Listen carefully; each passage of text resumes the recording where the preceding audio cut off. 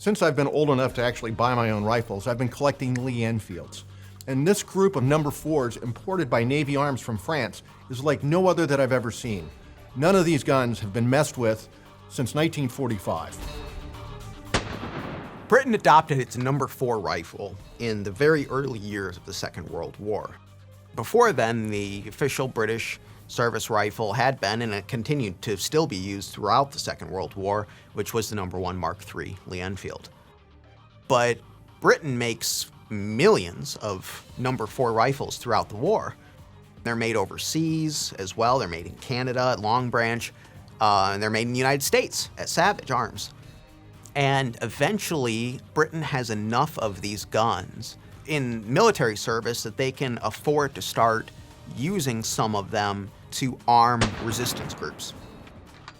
So it would make sense that if you're going to invade France and you have people in France that don't like Nazis, meaning Frenchmen, that are willing to shoot them, you have to find a way to get them guns. Through the Special Operations Executive, the British clandestine organization, and the Office of Strategic Services, you know, they had formed a good picture of what the resistance networks looked like.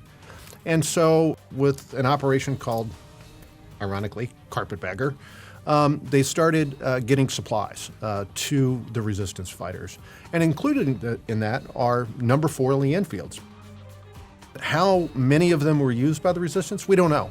And judging from the guns that we see now, I would say a lot of them, if they made it out of the crate, they didn't make it very far.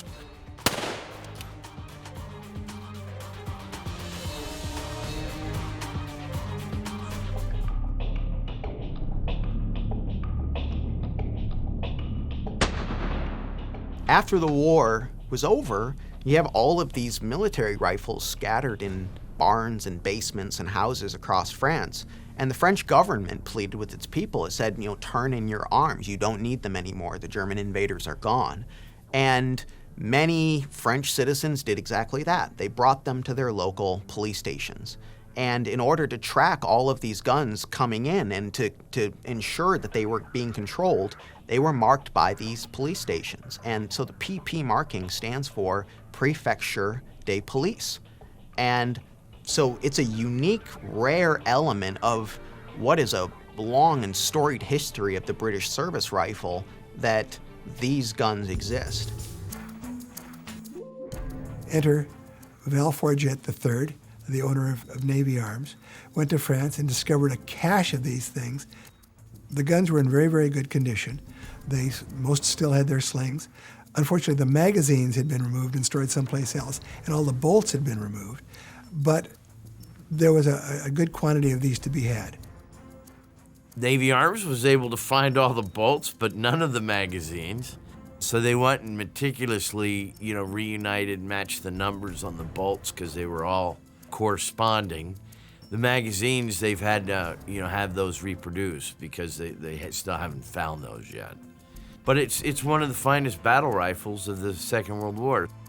These number 4s are, for the most part, a snapshot in time of what number 4 rifle production was in the spring of 1944. There was a Mark I Star or two that I saw, but most of them are number 4 Mark Is, and that means that they have the original bolt release mechanism. But interestingly, a lot of them had the Mark III sights, which employed the use of stampings. It tells you that those are the very specific parts that were being used at Maltby and Fazakerley at that time when those guns were pulled from production and sent off to fight the Germans.